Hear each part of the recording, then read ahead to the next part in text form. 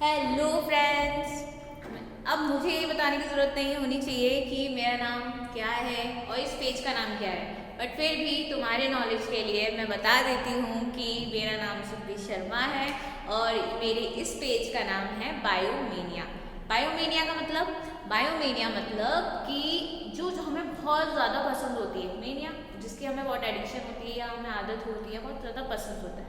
जैसे कि बचपन से मुझे साइंस पसंद है, साइंस में बायोलॉजी पढ़ना मुझे पसंद है और अब मैं पढ़ा रही हूँ सबको और मैं सीख रही हूँ। मैं जितना हो सके बायोलॉजी सीखने का करती रहती हूँ। I am learner, biology learner.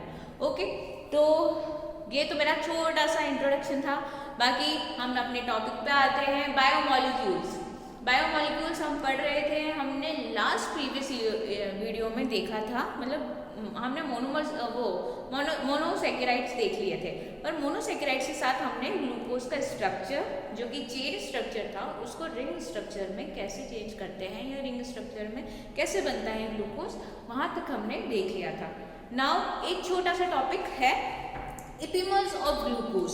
इपीमर्स of glucose मतलब कि जिसका जो जनरल फॉर्मूला है वो C6H12O6 है, बट उनके जो मैंने बताया था तुमको कि सबका C6H12O6 है, बट जो इनके जो कायरल कार्बन्स होते हैं उसमें H और OH की कन्फिग्रेशन चेंज होने की वजह से क्या होता है, स्ट्रक्चर में चेंज आता है और उस स्ट्रक्चर के चेंज होने से इनके नाम अलग अलग दिए गए हैं। बाकी इनका जो जनरल फॉर्मूला है वो सेम है। तो लेट्स सी कैसे होता है। ये देखो, ये क्या है, ग्लूकोज। ग्लूकोज है, ये एल्डोज शुगर है। क्यों? क्योंकि देखो फर्स्ट कार्बन पे आ रहा है CHO, ठीक है, तो ये क्या है, एल्डोज शुगर। अब ये क्या है, कितने, C6H12O6, तो कार्बन कितने हुए, 6 कार्बन हुए, ठीक है। अब यहाँ पर जो ये ग्लूकोज का स्ट्रक्चर है, ये मेन स्ट्रक्चर, ओके। और इस ग्लूकोज के स्ट्रक्चर में देखो तो सारे जितने भी कायरल कार्बन्स हैं, इस C1 को छोड़ के और C6 को छोड़ के हमारे पास कितने कायरल कार्बन्स हैं, देखो C2 है, C3 है, C4 है एंड C5 है। ये क्या है, कायरल कार्बन्स है, ओके। क्योंकि इन कायरल कार्बन्स किसको कहते हैं, मतलब कि एक ग्रुप के, मतलब एक कार्बन के ऊपर अलग अलग तरीके के ग्रुप लगे हुए हैं चारों, उसे कायरल कार्बन बोला। तो यहाँ पर देखो कि जो कार्बन थर्ड है उसमें जो सारे OH एक साइड है, राइट साइड पे सारे OH है, बट जो कार्बन 3 है उस कार्बन 3 पे क्या है, OH की जगह पर H है। तो बस एक डिफरेंस है कि यहाँ पर H किस साइड है, राइट साइड पे, बाकी सारे OH एक साइड पे। तो ये है ग्लूकोज का स्ट्रक्चर, ठीक है। अब मैंने आपको बोला था डी ग्लूकोज और एल ग्लूकोज, तो देखो यहाँ पर फिफ्थ लास्ट कार्बन को देखो, लास्ट कार्बन में OH किस साइड है, राइट साइड है। ऑफ कोर्स राइट साइड है तो मतलब कि ये कौन सा ग्लूकोज होगा, डी ग्लूकोज, ठीक है। अगर यही OH अगर उस साइड होता, लेफ्ट साइड होता, तो ये क्या होता है, एल ग्लूकोज, लिवो ग्लूकोज है ना, लिवो रोटेटरी, ओके। ये तो बात हो गई ग्लूकोज की, ठीक। अब देखो इधर ग्लूकोज से ही मिलता जुलता C6H12O6 गैलेक्टोज। भाई गैलेक्टोज में क्या डिफरेंस है जो ग्लूकोज से अलग बना रहा है, ठीक है। ग्लूकोज में तो क्या है, कार्बन 3 पे H है, ठीक है, यहाँ पर भी H है, ठीक है। बट कार्बन 3 के साथ साथ यहाँ पर जो देखो, यहाँ पर जो कार्बन 4 है वहाँ पे, यहाँ राइट साइड पे OH है और यहाँ पर H है।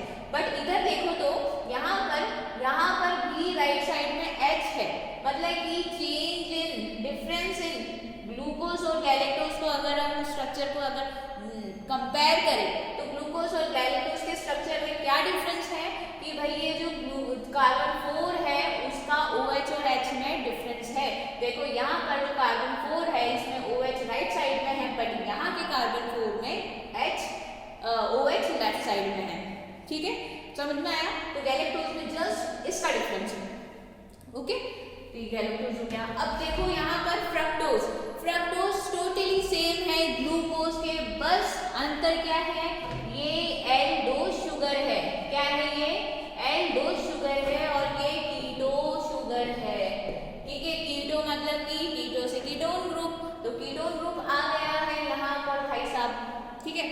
कीटोन ग्रुप कभी भी फर्स्ट अब तुम कहोगे कि वहाँ तो C1 पे ही क्या था, एल्डिहाइड ग्रुप लगा हुआ है, तो हम समझ गए, बट यहाँ पर एक C1 पे क्यों नहीं आया, क्योंकि जो कीटोन का जो ग्रुप है वो सेकंड नंबर पे आता है और इसकी वजह से यहाँ पर इसको सेकंड पोजीशन पे रखा गया है, सेकंड कार्बन। ठीक है, यहाँ पे हो गया CH2OH। ओके, यहाँ कार्बन सेकंड पे क्या हो गया, कीटोन ग्रुप आ गया। अब देखो सारे जितने भी HOH की कॉन्फ़िगरेशन है और HOH की जो कॉन्फ़िगरेशन है वो क्या है, सेम है। ठीक है, तो मतलब कि ग्लूकोज और फ्रक्टोज में जस्ट ग्रुप का डिफरेंस है, बाकी इनका स्ट्रक्चर टोटली सेम है। ठीक है, ये एल्डो शुगर है और ये कीटो शुगर है। ओके, अब बात आ गई मैनोज की।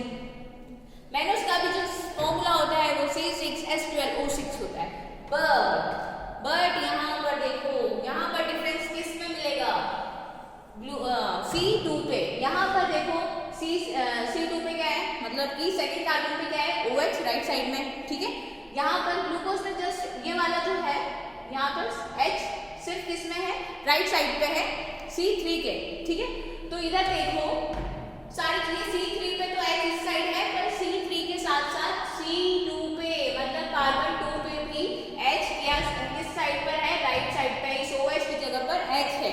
मतलब कि डिफरेंस क्या हुआ, ग्लूकोज और मैनोज को अगर अपन कंपेयर करेंगे तो हम बोलेंगे कि डिफरेंस इन कार्बन सेकेंड। ठीक है, अगर हम ग्लूकोज और गैलेक्टोज के स्ट्रक्चर को करेंगे कंपेयर तो हम कहेंगे कि डिफरेंस इन कार्बन 4। ठीक है, क्योंकि ग्लूकोज के स्ट्रक्चर में सिर्फ एक चीज है, ग्लूकोज के स्ट्रक्चर में तो सिर्फ H, सिर्फ कार्बन थर्ड पे, H राइट साइड में।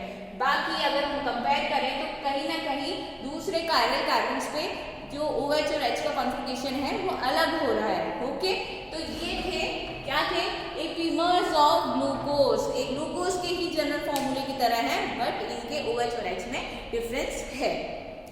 तो ये बात हो गई किसके, एपिमर्स की। अब थोड़े इनके फंक्शंस देख लेते हैं। ग्लूकोज अबंडेंटली पाया जाता है। ठीक है, और इसके साथ ये सबसे ज़्यादा इम्पॉर्टेंट इसलिए है क्योंकि ये हमारा रेस्पिरेटरी सबस्ट्रेट है। रेस्पिरेटरी सबस्ट्रेट काहे के लिए बोला भाई, क्योंकि जो हम खाना खा रहे हैं और जब हम ऑक्सीजन लेते हैं तो वो जो खाना है, जो फूड है, वो फूड क्या कर रहा है, ऑक्सीडाइज हो रहा है, और ऑक्सीडाइज होके ये किस में चेंज हो रहा है, ग्लूकोज में। और ये जो ग्लूकोज है, ये ग्लूकोज भाई साहब क्या करेंगे, टूटेंगे। ठीक है, ये टूटेंगे और टूट कर क्या करेंगे, कार्बन डाइऑक्साइड और वाटर बनाएंगे, प्लस एटीपी रिलीज करेगा। ग्लूकोज टूटेगा तो एनर्जी बनेगी, तो क्या है, ग्लूकोज हम क्यों, कार्बोहाइड्रेट्स हम क्यों लेते हैं, एनर्जी के लिए। 55 से 65% कार्बोहाइड्रेट्स हम कंजर्व करते हैं। ठीक है, इनके फॉर्म, और वही किस फॉर्म में चेंज होता है, ग्लूकोज के फॉर्म में चेंज होता है, और हमें एनर्जी मिलती है। जो भी हम मेटाबॉलिक एक्टिविटीज कर रहे हैं उसके लिए जो भी एनर्जी हमें मिल रही है वो एनर्जी किससे मिलती है, हमें ग्लूकोज से मिलती है। तो ग्लूकोज तो भाई बहुत इंपॉर्टेंट है।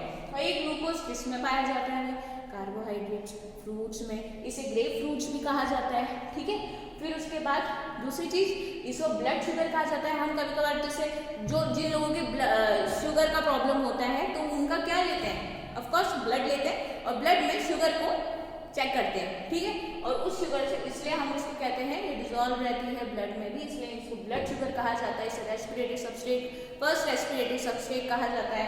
ठीक है, और एनर्जी करेंसी के लिए सबसे ज़्यादा इंपॉर्टेंट होता है। ठीक है, तो ये हमारा ग्लूकोज। ठीक है, अब भाई साहब बात आ गई है गैलेक्टोज की।